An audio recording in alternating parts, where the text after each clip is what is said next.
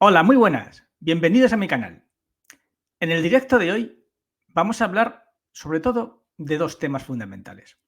Uno, la crisis de deuda, la crisis de deuda que se está formando, ese agujero negro del que hoy voy a hablar y voy a explicar por qué están subiendo los intereses tanto en todos los países. Y también vamos a hablar de la posible escalada del conflicto en Oriente Medio. Esas manifestaciones de Irán anunciando que en el caso de que Israel ataque a sangre y fuego en Gaza, ellos van a contestar y que posiblemente provocaría una escalada del conflicto que ahora mismo no sabemos o no preveemos hasta dónde podría llegar. Van a ser estos los dos temas fundamentales de este directo, pero vamos a empezar por la deuda, por la posible crisis de deuda que se está provocando, que se está formando en el horizonte. Bien, para que podáis entender en qué consiste esta crisis de deuda, qué es lo que está provocando que los intereses estén subiendo tanto, que los bonos de Estados Unidos no paren de subir y que estén arrastrando a diferentes bonos de otros países, voy a haceros una comparativa gráfica. Bien, para que entendáis el problema, tenéis que verlo como si fuese un agujero negro.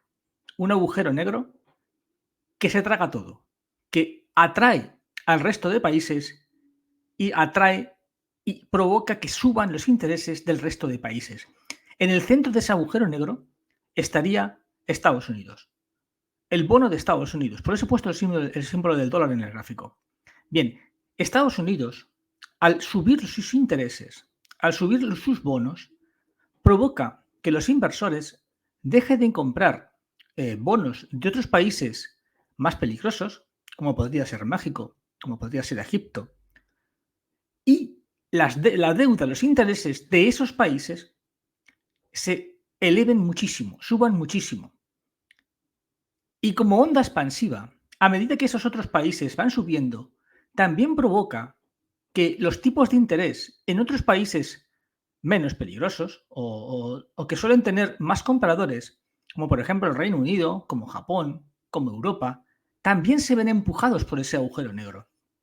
Ese agujero negro, esa esfera negra que podría ser identificada como la deuda de Estados Unidos, provoca, atrae a sí misma todo el dinero y hace que los intereses del resto de países también suban como la espuma. Vamos a verlo más claramente. Fijaros, estos son los intereses que paga Estados Unidos por su deuda. Fijaros cómo se está disparando a niveles nunca vistos. Los Estados Unidos cada vez tienen que pagar más dinero, cada vez les cuesta mucho más refinanciar su deuda, cada vez los intereses que tienen que pagar son enormes. Y esto provoca que para poder pagar estos intereses, Estados Unidos oferte más deuda, cada vez emite más bonos, cada vez es más la cantidad de dinero en bonos que los Estados Unidos necesitan para mantener toda su maquinaria, para mantener su ejército, para mantener su economía.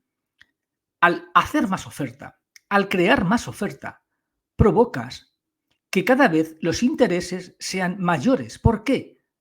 Porque cada vez tienes menos cantidad de inversores que compran tu deuda. Porque cada vez hay más oferta. Como otros países dejan de comprarte deuda o dejan de refinanciar, como China o como Japón, solo te quedan los inversores. Y esos inversores, aunque sí que es verdad que al pagar más intereses les atraes más, es tanta la oferta, tanta la cantidad de oferta que tienes que poner sobre la mesa para poder cubrir el agujero, que cada vez tienes que hacer que los intereses sean mayores para poder vender toda tu deuda. Aquí lo tenéis más claro. Fijaros cómo se ha doblado los intereses por día que paga Estados Unidos con respecto a hace tan solo 2 años. Ahora es el doble que en 2021.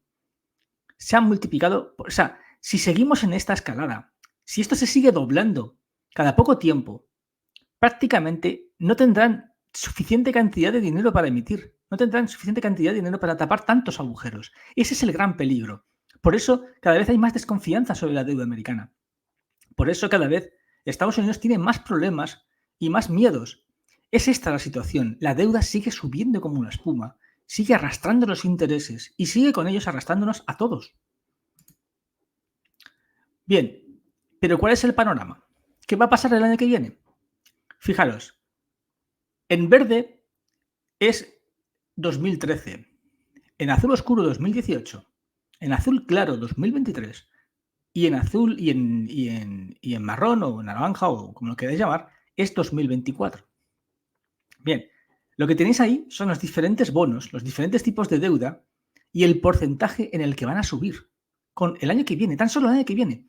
Lo que van a tener que pagar, la cantidad de deuda que va a tener que emitir Estados Unidos de más para poder financiar todo esto.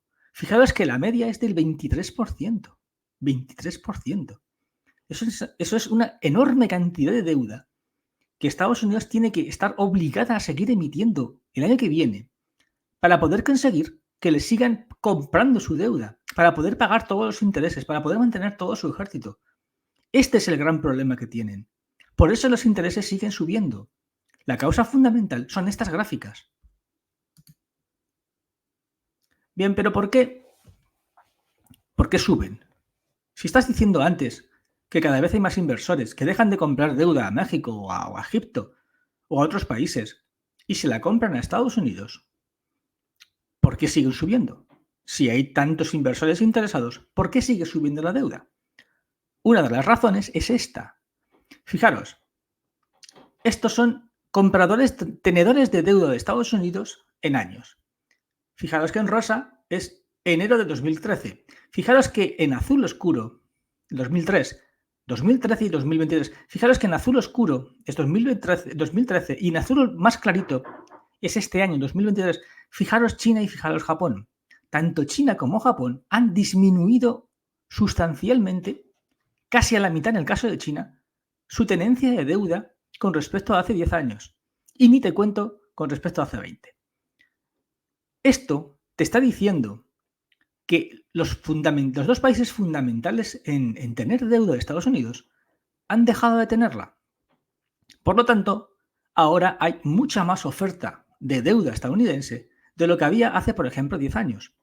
Y eso es lo que está provocando ese exceso de oferta, bien por países que dejan de comprar, bien por necesidades de pagar intereses del propio gobierno de los Estados Unidos, lo que está provocando que los intereses de la deuda de Estados Unidos se disparen.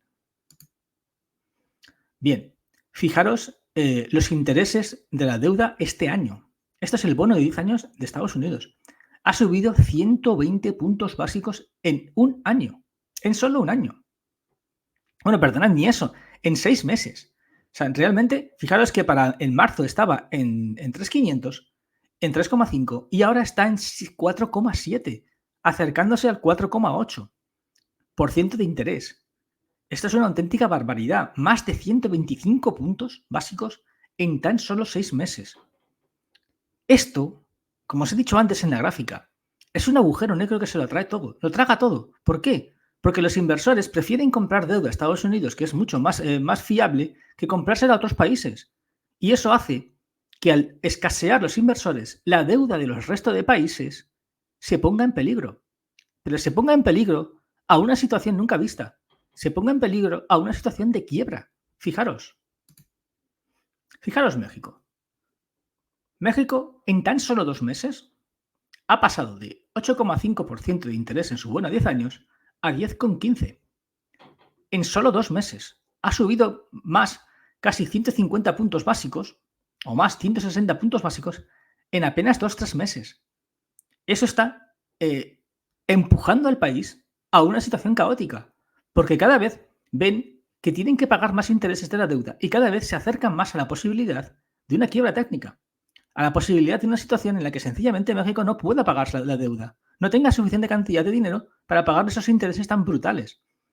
Y esto está provocado porque Estados Unidos, su deuda, atrae al resto de inversores, haciendo que los países emergentes, como por ejemplo México, cada vez tengan más problemas con su deuda y cada vez haya más riesgo de una quiebra en cadena, que esta es el verdadero problema y el verdadero peligro que tiene es una crisis de deuda. Una quiebra en cadena de un montón de países que, como podemos ver en la gráfica, en la primera gráfica, como podéis ver en este agujero negro, se ven atraídos por el bono americano, por la deuda americana, y empujados a la quiebra al no parar de subir los intereses de sus propios países. Vamos a ver más países. Fijaros Egipto. Egipto ha pasado en este año de un 18% de deuda a un 25% de intereses en su deuda. Es decir, el bono a 10 años de Egipto paga un 25% de interés en su deuda, en intereses solamente. Esto está haciendo que Egipto tenga muchas papeletas de tener que recargarse en quiebra y no poder pagar los intereses de su deuda en poco tiempo. Si esto sigue así, si la deuda de Egipto sigue subiendo como la espuma, si alcanzamos el 30, el 40%, el país, tarde o temprano, el gobierno de Egipto tendrá que declararse en quiebra. No podrá pagar la deuda. Y en ese momento, en cuanto Egipto se declare en quiebra, todos los países, todos los bancos, todos los fondos de inversión que tengan deuda de Egipto tendrán que contabilizar como pérdidas toda esa deuda, todos esos bonos.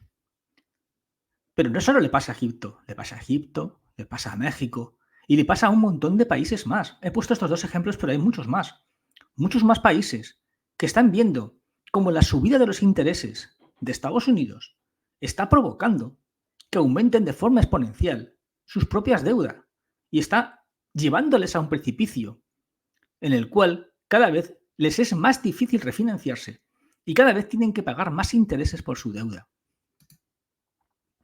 ¿Y nosotros? ¿Qué nos pasa a nosotros? ¿Qué pasa a España? Pues estamos en una situación similar. Nosotros estaríamos más afuera del agujero negro. Todavía no estamos en el precipicio, pero sí que cada vez estábamos acercándonos más. ¿Por qué? Porque cada vez, como podéis ver en esta gráfica, pagamos más intereses. Ahora mismo pagamos en el año pasado 31.595 millones de euros solo en intereses de la deuda. Solo en intereses. 5.500 millones más que en 2022, 2021 y 6.500 millones más que en 2020. Y esto va a ir creciendo porque los bonos españoles, el bono a 10 años, está ya casi al 4% de interés. Fijaros que el norteamericano está al 4,8%. Si esto sigue subiendo, que tiene toda la pinta de que va a seguir subiendo, esos 31.500 que veis ahí van a ser muchísimos más el año que viene. Es más que posible que pronto nos acerquemos a los 40.000 millones en intereses solo. Y va a seguir subiendo. Esto cada vez se va a llevar un porcentaje más alto de los presupuestos del Estado. Bien, todo esto que os estoy contando es para explicar esta noticia.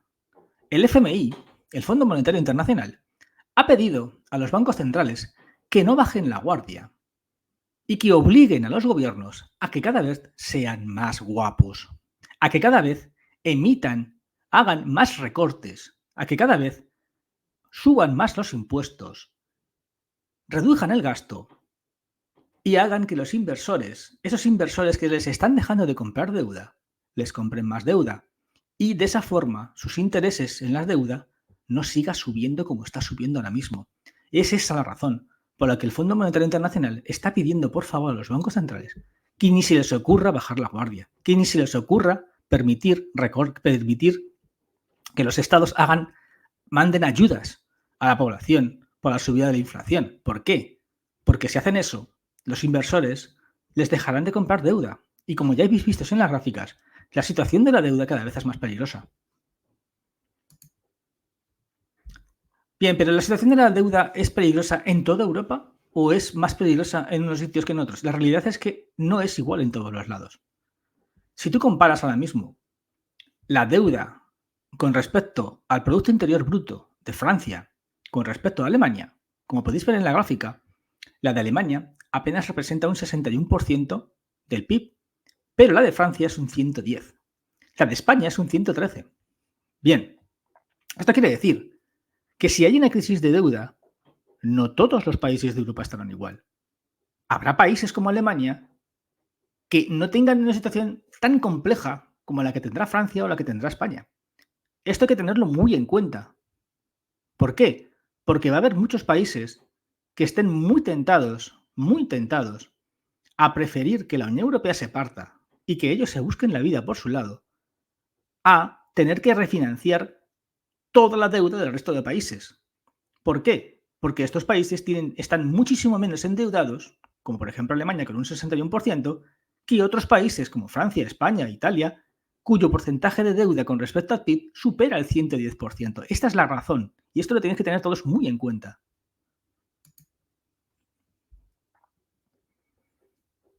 Esta es otra noticia de Economista hace poquitos días.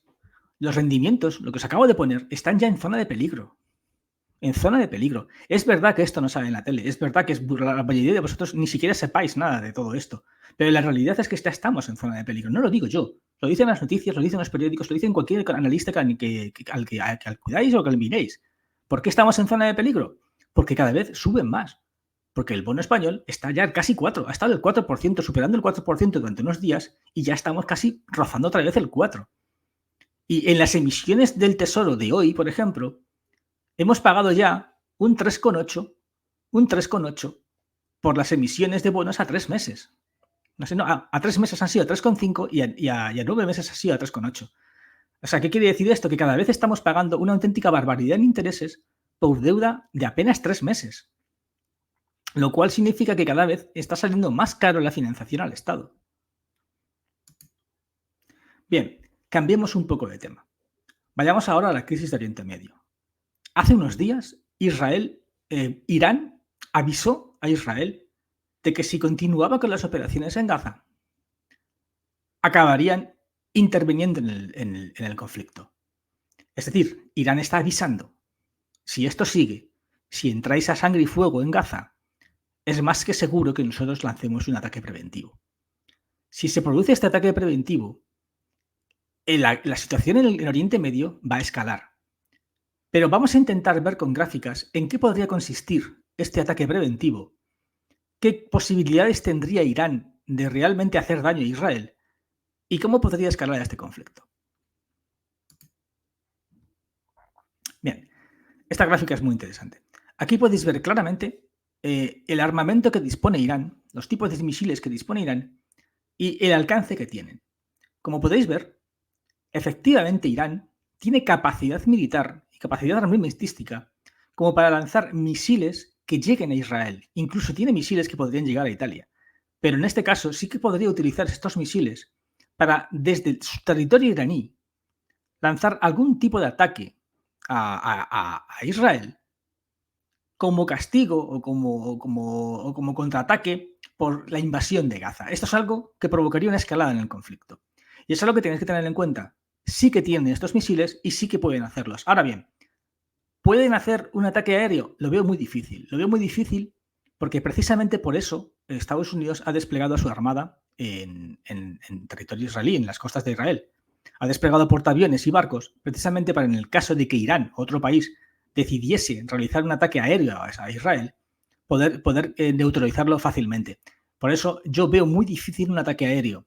Ataque marítimo es imposible, con lo cual prácticamente las posibilidades de un ataque, de una acción de Irán, serían a través de Hezbollah por el norte y a través y posiblemente lanzando misiles desde territorio iraní de largo alcance que alcanzaran Israel. ¿Hay otro escenario posible? Sí, este escenario posible. ¿Puede Irán hacer algo más? Sí. Irán podría intentar hacer un ataque terrestre. ¿Cómo? Atravesando Irak. Atravesando el sur de Irak. El sur de Irak es suní, o sea, es chií. El sur de Irak es de mayoría chií. Y le sería muy sencillo a Irán poder enviar tropas a través del sur de Irak que llegasen hasta Siria. Podría formar una alianza con Siria y podría desde ahí atacar a Israel. ¿Es posible? Podría ser. También podría ser la opción 2, que a través que sus tropas alcanzaran Jordania y que Jordania entrase en una especie de liga árabe que atacara a Israel. Esa sería una escalada del conflicto que aunque es difícil de creer que Jordania se aliase con Irán, pero podría ser. Es mucho más fácil de creer un ataque, o sea, una penetración del ejército iraní por territorio iraquí que alcance Siria y que desde Siria, a través del Líbano, invada el norte de Israel. Es un escenario bastante ciencia ficción, pero es un escenario que tenéis que tener presente en una supuesta escalada del conflicto a niveles máximos. Si vamos a una gran escalada del conflicto, en la cual diversos países árabes decidiesen entrar en una liga o en una guerra contra Israel, este podría ser el camino. Fijaros, en amarillo tenéis en este mapa la mayoría chií que hay en esos países árabes. Como podéis ver, el sur de Irak tiene una gran mayoría chií que permitiría una fácil penetración del ejército iraní por su territorio. Siria, ya sabéis que es aliado, que tiene una alianza con Rusia y que por lo tanto también podría ser un posible aliado en una hipotética guerra contra Israel. Recordad que Rusia tiene una base militar en Siria y recordad que Irán, a través de los grupos de Hezbollah, tienen también misiles en el sur del Líbano. Con lo cual, este sería un poco el mapa de las operaciones. Si se produjese una escalada del conflicto, ¿dónde sería la guerra? Pues sería aquí. O sea, la zona de conflicto, la zona donde más podríamos ver el ejército iraní o los combates serían en toda esta zona que estoy marcando. Es decir, la penetración sería por Irak, hacia Siria y por el Líbano. Y en caso de que Irán atacase con misiles, ¿qué haría Israel? Pues esto sería una hipotética acción que ya ha hecho Israel en otras épocas que podría hacer a Israel. Israel podría hacer un ataque aéreo apoyándose en los portaaviones norteamericanos y, sobre todo, golpeando lo que más le importaría a Israel, que son las instalaciones nucleares que tiene Irán. Recordad que Irán, aunque oficialmente no tiene la bomba atómica, eso no quiere decir que no la tengan al 100%. Con lo cual, lo que más le preocuparía a Israel sería esa posibilidad de que en secreto Irán estuviese tentado a usar armas atómicas. Entonces, probablemente, en caso de que Irán lanzara un ataque, la respuesta israelí sería esta. Sería un ataque aéreo en territorio iraní. Bien, esta otra noticia es también bastante interesante. Corre por internet, se han publicado en internet listas de la flota de la OTAN que está de camino a Israel. Y en esa lista aparece el Méndez Núñez. El Méndez Núñez es una fragata del 2004, una F-100, que está operando con la OTAN y que efectivamente está en el Mediterráneo, pero que es española. Entonces, el hecho de que España envíe un barco de guerra al conflicto sería una especie de involucrar a España dentro del conflicto. De acuerdo que es bajo el paraguas de la OTAN, pero eso no quita que haya barcos españoles en esa situación. Es decir, si al final esto se confirma, esto yo no lo tengo confirmado, el gobierno todavía no ha dicho que esto sea verdad, que esta lista sea correcta, pero si esto finalmente se confirma y se sabe que esta fragata va a estar en Israel y va a estar ayudando militarmente a las operaciones que se produzcan en la área, pues es una escalada que en mi opinión sí que puede arrastrar a España a una situación peligrosa, una situación en la que muchos países árabes vean a España como un país que está ayudando en este conflicto. Fijaros que, por ejemplo, el 13 de octubre, la Méndez Núñez estaba en el Mediterráneo, según el Ministerio de Defensa, y además se transportó víveres para un despliegue, con lo cual sí que es posible, sí que es muy posible, en mi opinión, que esta noticia sea cierta, que esta lista sea cierta y que efectivamente en unos días tengamos a la fragata allí. Otra gráfica interesante es el tema del gas. Como podéis saber todos, los países árabes también llevan mucho gas a Occidente. Argelia, por ejemplo, es el mayor suministrador de gas de España. En caso de que el conflicto escalase, uno de los posibles peligros es que Argelia decidiese cortar el gas a Occidente. O sea, dentro de una escalada, imaginaros una invasión salvaje de Israel a Gaza, podría provocar reacciones en el mundo árabe y podría provocar que durante un tiempo pues los países árabes decidiesen cortar el gas o reducir el gas. Si eso pasase, el precio del gas se dispararía. Fijaos, por ejemplo, esta gráfica es el precio del gas en octubre. En octubre el precio del gas ha elevado el precio en un 50%, solamente provocado por la tensión de la zona. Imaginaros si esto escala, imaginaros si empiezan a haber países que deciden, países árabes que deciden hacer una reducción de la exportación de gas. Este 50%, ese precio que tenéis ahora, se dispararía. Entonces es un tema que también quería mostraros y que tengáis en cuenta que no solamente está el tema del petróleo, está el tema del gas. Y por supuesto el tema del petróleo, pues seguimos como os conté. O sea, el petróleo ayer estaba ya en 91 sobre todo por lo que está pasando, por la tensión en la zona, por la posibilidad de que Irán entre en el conflicto. Ya os conté en el anterior vídeo que si Irán entra en el conflicto, uno de los peligros es que corten el paso de los petroleros por el estrecho de Hormuz. Entonces esto golpearía directamente al petróleo. Es ese miedo, esa posibilidad, lo que está haciendo que los futuros del petróleo estén subiendo con fuerza y que ahora estén en torno a los 90, 91. Estamos lejos de los 96 que alcanzamos a finales de septiembre. Pero hay muchísimos analistas y muchísimos análisis que hablan que si el conflicto escala, que si Irán entra en la guerra, que si todo esto se nos va un poco de las manos, pues esto se podría ir a los 125, 150 dólares en los próximos meses.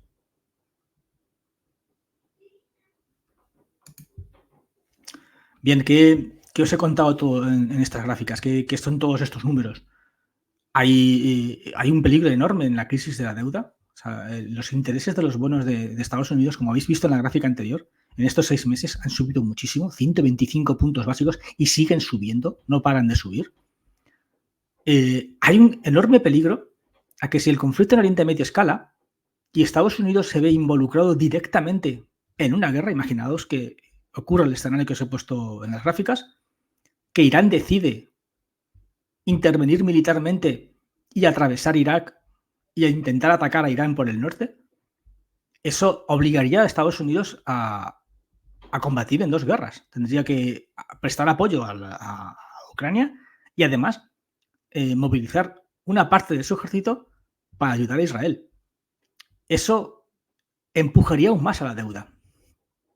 Si se da ese escenario, el gasto económico que tendría que tener Estados Unidos obligaría a emisiones más fuertes de deuda. Y ya habéis visto cómo está la situación con su deuda. Eso provocaría que si ahora mismo estamos ya casi en el 4,8, nos iríamos al 5, al 6, al 7. Y ya habéis visto las gráficas anteriores de las deudas de otros países. Si eso sucede, si los bonos americanos suben muchísimo, van a provocar que otros países también tengan que subir sus bonos. Con lo cual, el escenario posible de quiebras de países, para mí, es muy factible. Siempre y cuando estemos en el escenario que os estoy contando. Estemos en un escenario donde la situación de conflicto en Oriente Medio escala, Israel invade terrestremente Gaza, eso provoca una reacción de Irán y la reacción de Irán acaba llevando por delante a muchos países y acaba provocando una escalada del conflicto. Entonces eso, ambas cosas, tanto la posibilidad de una subida de los carburantes como la posibilidad de una subida en la deuda, te tenéis que tener todos muy clara, porque es algo que puede ocurrir en las próximas semanas en caso de que los acontecimientos se disparen, ¿no? En caso de que la escalada del conflicto deje de estar limitado únicamente a Gaza y a Israel y involucre a más países. A continuación, como siempre, vamos a dar paso a las preguntas.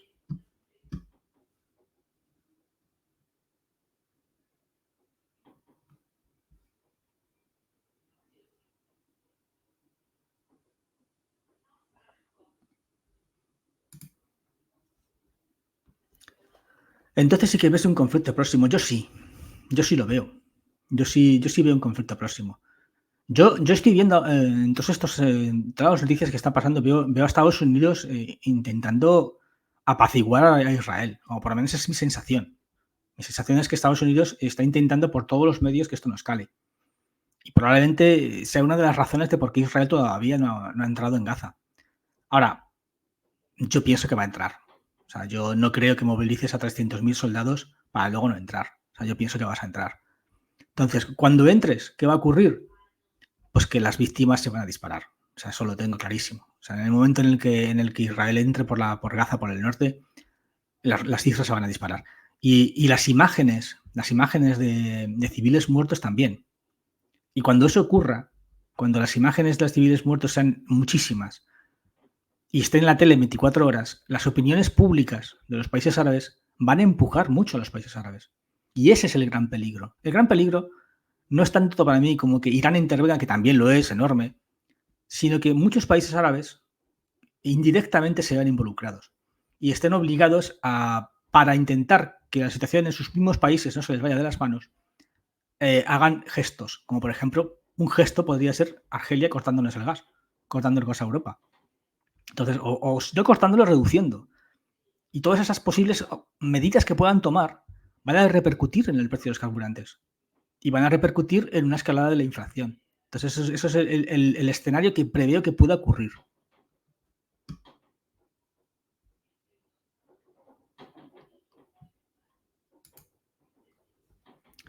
¿Subida del petróleo?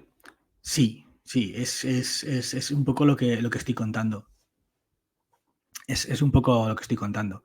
Sí, la subida del petróleo en este escenario es muy probable. Ahora mismo está contenida, está un poco tranquila, pero si esto escala, si Irán ataca, si luego Israel contraataca, el precio va a subir hasta los 100 seguro. En caso de un ataque iraní, en caso de que otros países también decidan intervenir, aunque sea de forma indirecta, con cortes, la subida del petróleo, si esto escala, sí. Si se queda así con la cosa, si se queda, al final Israel no entra en Gaza, hasta Estados Unidos consigue que Egipto a través del sur permita la entrada de asistencia médica, víveres y tal, y la cosa se tranquiliza un poco y queda, pues no, entonces en ese escenario no. Pero si no ocurre eso, si Israel entra, es más que seguro que el precio del petróleo suba.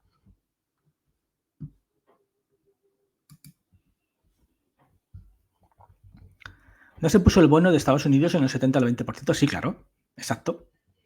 Exacto. Exactamente hace 50 años. Exactamente en la anterior crisis en Oriente Medio. En la anterior gran crisis, en la guerra del Yom Kippur. Efectivamente, en esos años, los países árabes, como medida por el enfado, por el apoyo occidente a Israel, lo que hicieron fue cortar el petróleo. ¿De acuerdo? Entonces, como cortaron el petróleo, los intereses subieron muchísimo y efectivamente el bono de Estados Unidos llegó al 20%. Los intereses en Estados Unidos, en 3 olas de inflacionarias altísimas, altísimas, donde llegaron incluso al 25% de interés en algunos sitios, se llegó al 20% de los bonos en Estados Unidos. Así que, aunque os parezca una locura, aunque os parezca impensable, esas cifras se pueden dar. Recordad la gráfica, el vídeo que os pasé el mes pasado, la semana pasada. El precio del petróleo estaba a $3 el litro, a $3 el barril, perdonad, a $3 antes de la guerra del Yom Kippur y después se puso a 25. O sea, es así de sencillo. O sea, aquí puede ocurrir lo mismo. O sea, ¿es imposible? Claro que no es imposible. O sea, mucha gente, no, sí, esto no va a ocurrir. Esto puede ocurrir aquí. Entonces es un tema que tenéis que tenerlo en claro, que puede pasar, que puede haber una escalada de esa manera.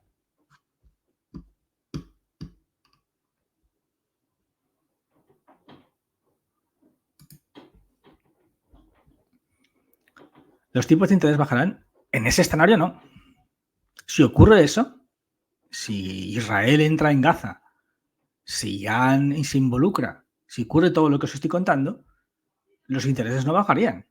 No bajarían por la sencilla razón de que el precio de los carburantes se elevaría muchísimo. Muchísimo. Entonces, hasta veríamos otra vez precios parecidos a los de la invasión de Ucrania. Y en ese escenario, la inflación volvería otra vez a subir. Volvería a subir empujada por los carburantes. Por lo tanto, los bancos centrales, aunque inicialmente pausen, aunque es posible que no suban los tipos durante unos meses o durante un mes, acabarían teniendo que volver a subirlos, porque no tendrían otra forma de luchar contra la inflación. Eso es un poco lo que ocurriría en caso de que escale. O sea, pero aún no se ha producido ese escenario.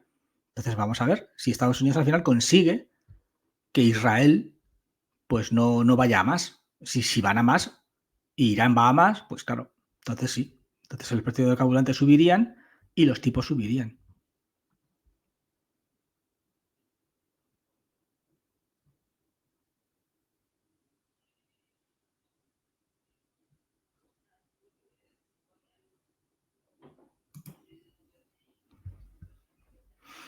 Con la subida generalizada de bonos nacionales que habría posibilidad de reseteo, imagino que querrás decir reseteo de la deuda. es una pregunta difícil de contestar, porque nadie sabe un bien qué harían o qué ocurriría. Es muy difícil saber lo que harían. Si harían un reseteo, no lo sé, no lo sé, no lo sé. Ahora mismo no te puedo contestar porque es un escenario muy difícil. O sea, es imprevisible lo que podrían. O sea, ¿puede ser que tengan pensado algo y guardado unas en la banca? Sí. ¿Puede ser unas CBDCs? Sí.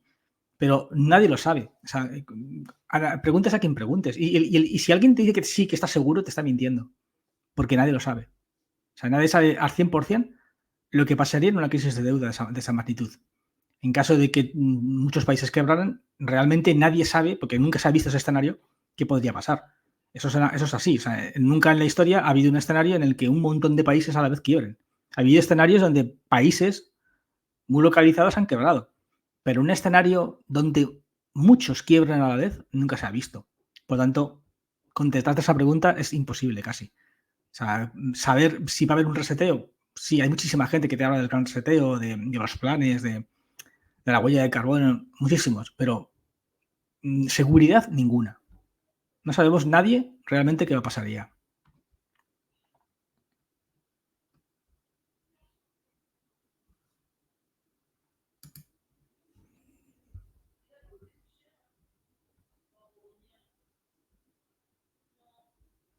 Jesús, ¿no crees que el gran proceso de emisión de dinero, generando un gran proceso inflacionario y un estancamiento de las nóminas, llevando a la desaparición de la clase media, es, en dos palabras, un proceso de esta inflación en toda regla para minimizar la deuda? ¿Cómo lo ves? Lo he dicho muchas veces en este canal, muchísimas veces. Yo siempre he defendido que esta es una crisis estanflacionaria. Yo siempre he dicho que vamos a hacer esta inflación. Es decir, vamos a ser una situación de tipos altos, unidos a una inflación alta, ¿vale? Y a una recesión. O sea, es un escenario terrible, ¿no? Es recesión, o sea, caída del PIB del 1%, caídas pequeñas del PIB, unidos a un escenario con inflación alta. O sea, es lo que se denomina una estanflación. Entonces, en ese, que estén provocado, yo no estoy tan seguro de que esté provocado. Yo pienso que la situación de la deuda nos ha llevado a este sitio. Esos 10 años de tipos cero, eso que al final nos ha llevado a esta situación. Entonces, a una situación en la que los bancos centrales están atados de pies y manos. O sea, están atados porque no tienen capacidad de reacción. Lo único que pueden hacer para luchar contra la inflación es subir tipos. Es que solo saben hacer eso, no tienen otra capacidad. Y la subida de tipos ya estáis viendo lo que está provocando. Cómo está golpeando a las economías y cómo, aunque el paro todavía no es alto, como he explicado también en otros vídeos, ya que esta no es una crisis, no es una crisis deflacionaria, sino es una crisis de estanflación. Si fuese una crisis deflacionaria, ya tendríamos ya cifras del paro altísimas. Pero como no lo es, como no es una crisis deflacionaria, sino que es una crisis de estanflación, todavía el paro resiste mucho. Sobre todo porque el incremento de la década de los intereses negativos no fue por un aumento de la producción, fue un aumento de la deuda. Y como fue un aumento de la deuda, no tienes un exceso de contratación. Eso es un poco lo que tenéis que entender. Mucha gente me pregunta, pero si estamos en crisis, ¿cómo es posible que el paro no baje? No suba. ¿Cómo es posible que el paro no se vaya a unas cifras altas? Porque durante la década de los años de intereses negativos, no se produjo un aumento del PIB vía contratación de personas. Eso no se produjo. No fue así. Las empresas no crecieron contratando gente. Las empresas crecieron autocomprándose deuda. Ese fue el gran engaño. Por eso, esta crisis está golpeando tanto a la deuda y por eso esta crisis está teniendo estas inflaciones subyacente tan resistente. La causa fundamental es la década anterior.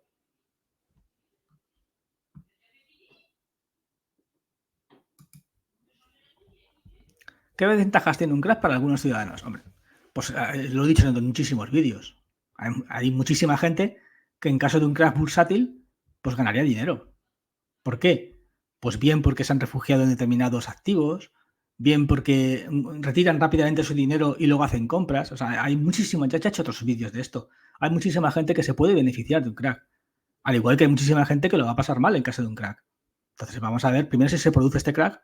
Vamos a ver primero si esta situación en el Oriente Medio nos acaba llevando a un crack, que no lo sé. Y luego habría que ver en ese crack qué podría pasar. ¿Hacia dónde nos lleva? Va a ser si se produce un crack, ese sería una crisis de deuda, sería una crisis de liquidez. Hay muchas incógnitas.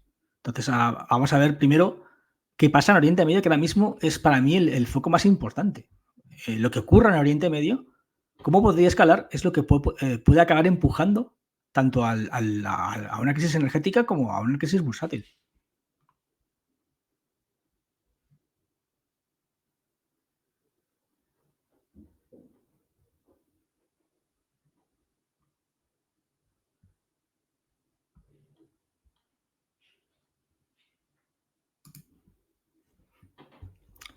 ¿Alguna buena noticia?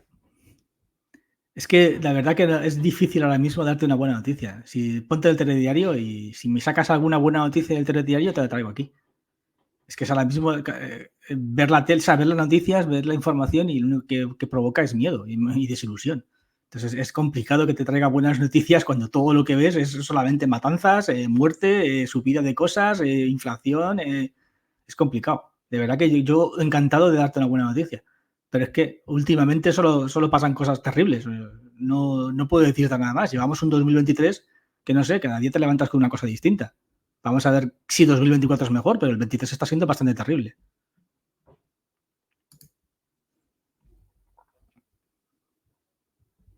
Con el precio del barril a 150, Europa sufriría una gran depresión, porque Estados Unidos al menos tiene reservas y no sufriría tanto. No creo que Europa pende de un hilo. Bueno, las reservas de Estados Unidos son bastante complicadas. Ya habéis visto las gráficas. Están en una situación con las reservas bastante malas. O sea, las reservas de Estados Unidos del petróleo son terribles. O sea, ya habéis visto, alguna vez he puesto algún dato, apenas tienen para 21 días. O sea, por eso Estados Unidos, como no puede tirar de reservas, está haciendo lo que sea. Fíjate que primero ha intentado Irán, primero ha intentado suavizar las sanciones a Irán para que Irán exporte más petróleo y de esa forma baje el precio. Ha pasado lo de Israel y se le ha chafado el plan. Y ahora está intentando lo de Venezuela. Ahora está intentando bajar las sanciones a Venezuela o quitar las sanciones a Venezuela para que sea el petróleo venezolano el que supla al petróleo iraní y consiga bajar el precio del petróleo. Estamos en esa guerra.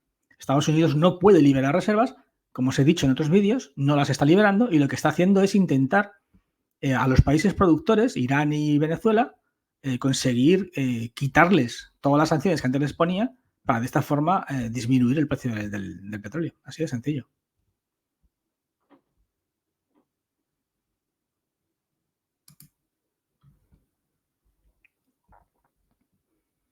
¿Cómo ves el suministro eléctrico en Francia para este invierno? Pues va a depender muchísimo de lo que pase en Oriente Medio, pero muchísimo. Ahora mismo Oriente Medio es clave para todos los países, incluido Francia. Si los países árabes realizan cortes, la situación de este invierno, no solamente en Francia, en toda Europa va a ser difícil. Va a ser difícil porque imagínate lo que puede provocar un corte del gas de Argelia. Es que a nosotros nos machaca. A nosotros nos machaca. Si Argelia corta el gas, España tiene un enorme problema, un problemón. Entonces vamos a desear todos que el tema no escale. Porque si escala y los países árabes deciden imponer sanciones, y entre esas sanciones es el corte de gas, el suministro eléctrico no solamente va a peligrar en Francia. Eso es así. O sea, no es que yo quiera meter miedo, es que es una cosa que tenéis todos que tener en cuenta porque ya ha pasado en otras crisis. Entonces, que los países árabes, que las opiniones públicas de los países, no tanto los países árabes, los gobiernos, como sus opiniones públicas, presionen mucho y les obligan a tomar esas medidas, ese es el gran peligro de esta crisis. A mí mucha gente dice, no, es que vamos a la Tercera Guerra Mundial. Yo no veo una Tercera Guerra Mundial en esta crisis, pero sí que veo un peligro energético. O sea, sí, para mí el gran peligro de esta crisis es un peligro energético. Es un peligro en el que los países árabes decidan tomar acciones y que sus acciones, viendo que las acciones militares no van a ningún sitio, sus acciones sean acciones económicas y sean sanciones al mundo occidental vía corte de gas o de carburante.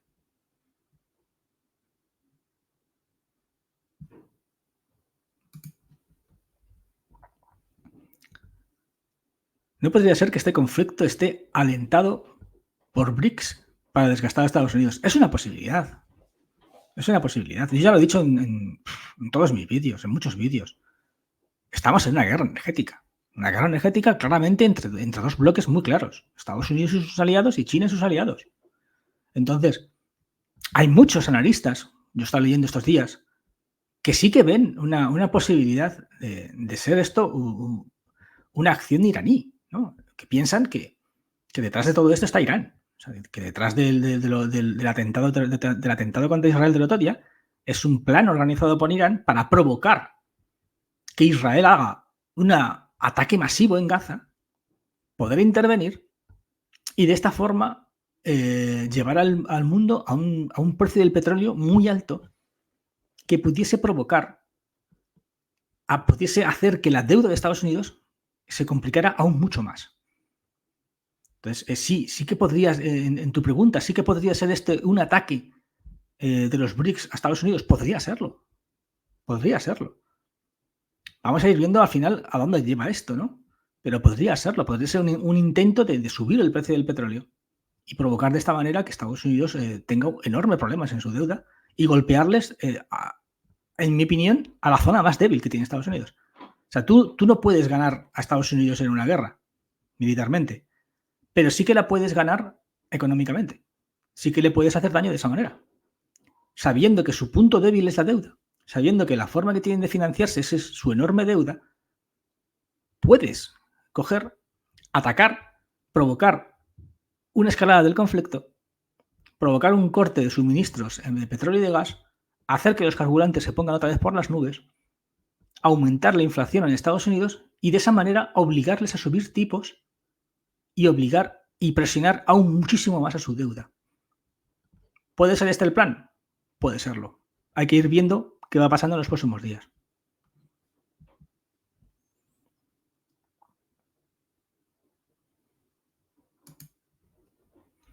¿Qué bombas atómicas?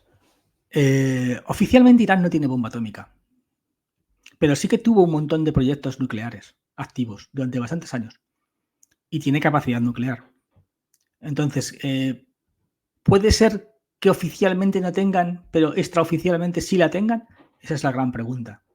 La gran pregunta que te haces en caso de entrar en un conflicto con Irán.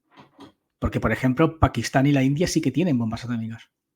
Así que pensar que Irán no la tiene es mucho pensar. Entonces, ahí yo no me la jugaría mucho. Yo no pondría la mano en el fuego diciendo, Irán no tiene ninguna bomba atómica. No lo sé.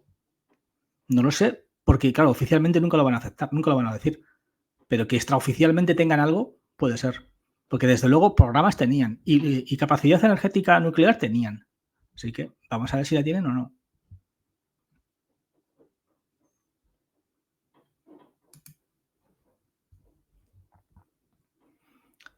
¿Ves que la población europea va a empobrecerse de una forma muy acelerada?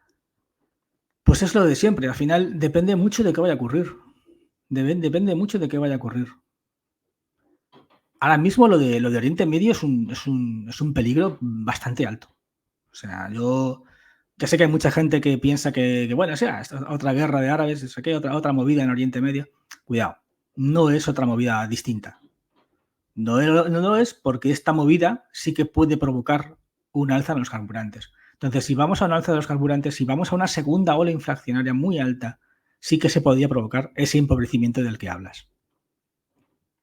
Si al final no lo vamos, si al final la cosa no escala más, si al final Estados Unidos consigue tranquilizar la zona y consigue que Israel no vaya mucho más de lo que está pasando ahora, pues no iremos. O sea, no se produciría ese aumento que tanto teme Estados Unidos y que tanto teme Europa en los precios de los carburantes y ese aumento en la inflación.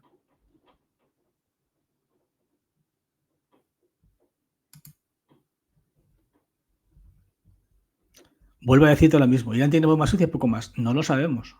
No lo sabemos. Vuelvo a decirte lo mismo. Oficialmente no se sabe. Así que no sabemos lo que tiene o lo que no tiene. Y esperemos no tener que saberlo nunca. O sea, esperemos que nunca tengamos que saber si la tiene o no la tiene. Yo prefiero no saberlo. Prefiero que no la cosa no escale más.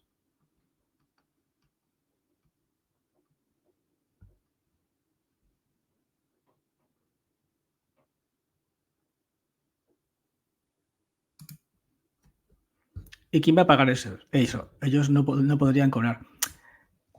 No sé si te estás refiriendo a la deuda o te estás refiriendo al tema árabe. Si te estás refiriendo al tema árabe, sí que es verdad que si vamos a una escalada, si vamos a una escalada y hacen recortes y cortan gas, efectivamente, económicamente ellos van a sufrir. O sea, ellos tampoco creo que estén deseosos de ese escenario. Porque una cosa es para tranquilizar a la gente y para tranquilizar a su opinión pública, salir y decir Occidente es muy malo y si seguís así os vamos a cortar todo, a otra cosa hacerlo. Porque claro, económicamente ellos, los carburantes, es la mayor forma de ingresos que tienen. Sobre todo ir a Argelia, por ejemplo.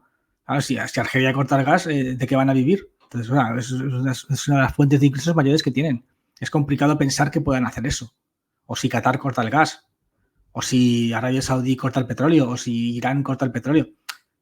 Yo lo veo complicado que decidan jugarse esa carta durante mucho tiempo. O sea, ¿pueden jugarla durante unos meses? Podrían jugarlo durante unos meses. ¿Mucho tiempo? Yo lo veo difícil. Lo veo complicado que decidiesen hacer eso. Pero nunca podemos saber.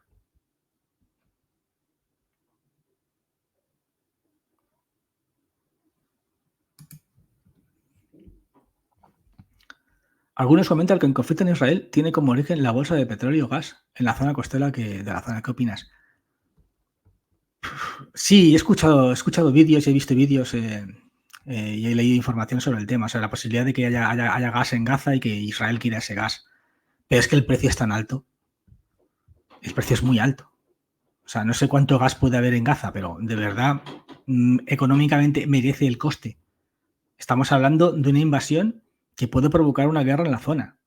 Estamos hablando de que Irán puede atacarte. Estamos hablando de que hay países árabes que pueden provocar un aumento enorme en los combustibles. No lo sé, a mí se me hace raro pensar que Israel vaya a esta guerra únicamente porque haya gas en Gaza. O sea, a mí se me hace extraño. Con todas las repercusiones que puede tener esto, que son enormes y que pueden afectar a múltiples zonas de la economía, que puede golpear la economía israelí, que de hecho ya la está golpeando. O sea, no sé, invadir solo por esto. ¿Puede ser? Claro que puede ser. Se han hecho guerras por petróleo miles de veces y por carburantes. Pero no sé, a mí se me hace complicado pensar que únicamente el interés que tenga Israel sea el gas.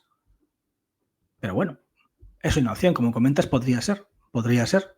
No sería la primera vez que un país invade a otro por petróleo o por gas. Así que bueno, que esta invasión sea por gas, podría ser. Vamos a ver cómo evoluciona esto.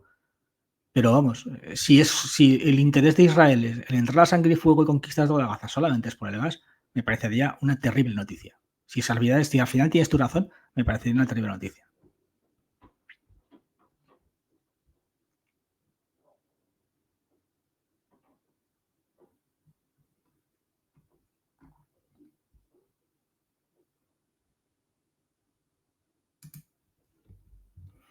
Jesús, ¿cómo fue el comportamiento económico mundial después de la guerra del Yom Kippur? El mundo entró en una recesión de más de 10 años, ¿es así? Sí, después de la guerra del Yom Kippur fue una situación muy complicada, muy complicada. De hecho, fue un antes y un después. Tú ten en cuenta que hasta la guerra del Yom Kippur, llenar la gasolina, el depósito de la gasolina era prácticamente irrisorio. O sea, no te costaba apenas nada la gasolina. Y después sí. Entonces, antes el mundo vivía energéticamente prácticamente gratis. Y después ya los costes se elevaron muchísimo. De hecho, tuvimos 3 olas inflacionarias, a cuál más grande, donde los tipos de interés llegaron al más del 20% en la última de las olas. Económicamente fue un desastre. De hecho, el término esta inflación no se había conocido en el mundo hasta ese momento, hasta la guerra del Yom Kippur.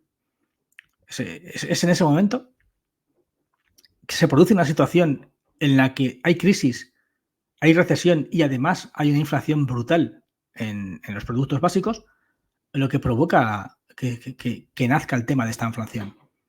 Porque hasta ese momento las crisis eran deflacionarias. O sea, eran las crisis en las que lo que ocurría era lo contrario, se producía una crisis y los precios bajaban, no subían. Entonces esta crisis vuelve otra vez a esa época. Entonces sí, esos 10 años fueron 10 años muy malos. Les puedes preguntar a la gente más mayor que conozcas. Es la época en la que mucha gente te dice: yo me hipotequé mi casa y los tipos eran del 20%. Es esta época. Es principios de los 80, finales de los 70. Entonces sí, la situación fue bastante complicada en todo el mundo.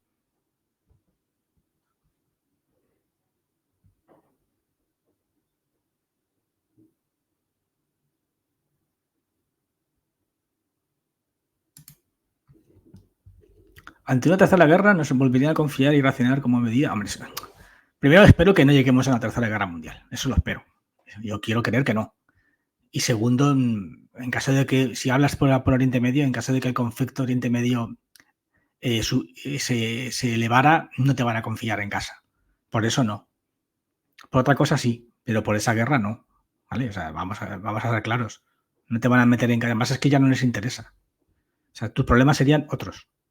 O sea, si vamos a la escalada del conflicto, tus problemas serían otros, no que te confirmen en casa, eso tenlo claro.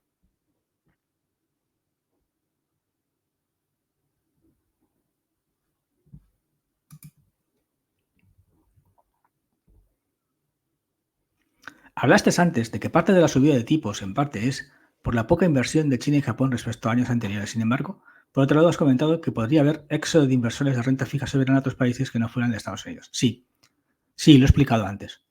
Sí, son dos cosas distintas. Una cosa es que China y Japón estén dejando de comprar deuda y estén no refinanciando, lo que provoca que toda la deuda que no refinancian vaya a la bolsa de la oferta.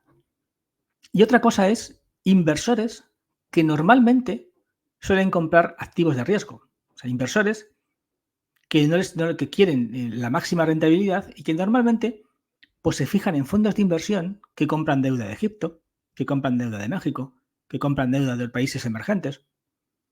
Son esos inversores, no los chinos y los japoneses, los que están dejando de comprar deuda, digamos, peligrosa, deuda de países emergentes, a cambio de ya, como los intereses en Estados Unidos son muy altos, prefieren no comprar esa deuda un poco más peligrosa y comprar la deuda de Estados Unidos, porque antes de hace un par de años solamente, la deuda de Estados Unidos te daba como mucho un 1%, un 1,5%. Pero es que ahora te da un 5 o un 6.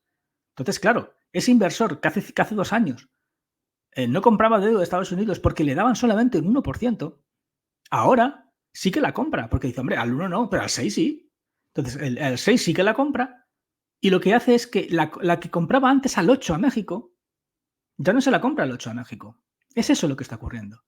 Antes ese inversor le compraba deuda a México al 8%, pero ahora prefiere comprársela al 6 a Estados Unidos, que es mucho más fiable que comprársela a México. Es así de sencillo. Lo que provoca que tanto la de México como la de Egipto, como la de otros muchos más países, suba. ¿Por qué? Porque esos inversores que antes eran sus compradores, porque la deuda en Europa y en Estados Unidos estaba a 0 o a 1%, ahora ya no quieren la deuda de los países emergentes y se lanzan a la deuda de Estados Unidos o de Europa. Es eso lo que está ocurriendo, lo que está arrastrando esas economías. Pero es hablando de esos inversores localizados, esos inversores, no son todos, son unos cuantos, pero esos inversores de alto riesgo que ya no están comprándole sus deudas. Entonces eso provoca que las economías emergentes cada vez estén más preocupadas y cada vez tengan más problemas y estén más asustadas. Y haya cada vez una posibilidad mayor, a medida que esto sigue avanzando. Recordad que cuando yo empecé este canal, la deuda de Estados Unidos, esos bonos que habéis visto ahí estaban al 3% cuando yo empecé el canal, ¿de acuerdo? Ahora están al 4,8%. Con lo cual, todo lo que os he ido diciendo en este canal durante todos esos meses ha ido ocurriendo, ha ido pasando, y esos bonos que estaban tranquilos al 3 ya no lo están tan tanto y ya están casi rozando el 5%. Es decir, la crisis de deuda, la crisis de liquidez y la crisis inmobiliaria avanzan, aunque podáis pensar que lentamente, pero siguen avanzando. Si tú comparas mis palabras de al principio de los primeros vídeos con mis palabras ahora, los tenéis en el canal, podéis ver los primeros vídeos, vas a ver cómo todos los peligros que se iban marcando, todas esas líneas, han ido avanzando. Y lo que antes era un 3 ahora es un 5. Y cuando yo empecé en mi primer gráfica del Euribor, que estaba al 3%, es que el Euribor está ahora al 4,20. Entonces, es eso lo que tenéis que ver. Tenéis que ver la evolución de la situación. cómo los tipos de interés, cómo la inflación, cómo todo va subiendo y va dirigiéndose al mismo camino. Es decir, como siempre os digo, dato a dato, punto a punto, podéis ir viendo la evolución de esto y hacia dónde nos está llevando. A partir de ahí, cuando ya rocemos zonas peligrosas, 5%, 6%, habrá que analizar y estudiar otros escenarios posibles. Y ya habrá vídeos donde hablemos de qué puede ocurrir una vez que lleguemos a las zonas peligrosas. Bueno, yo lo voy a dejar aquí. Ya sé que tenéis muchas más preguntas, pero bueno, voy a hacer un esfuerzo a ver si consigo hacer otro vídeo más esta semana. Y en ese vídeo, pues no, hablaremos de más cosas y veremos a ver qué está ocurriendo, a ver si conseguimos más datos, a ver cómo evoluciona la crisis de Oriente Medio y a ver cómo evoluciona la deuda y los tipos de interés. Bueno, gente, venga, pues pasarlo bien, ser felices y hasta la próxima. Y recordad todos, como siempre os digo, el que busca la verdad corre el riesgo de encontrarla. Venga, hasta otro día. Adiós.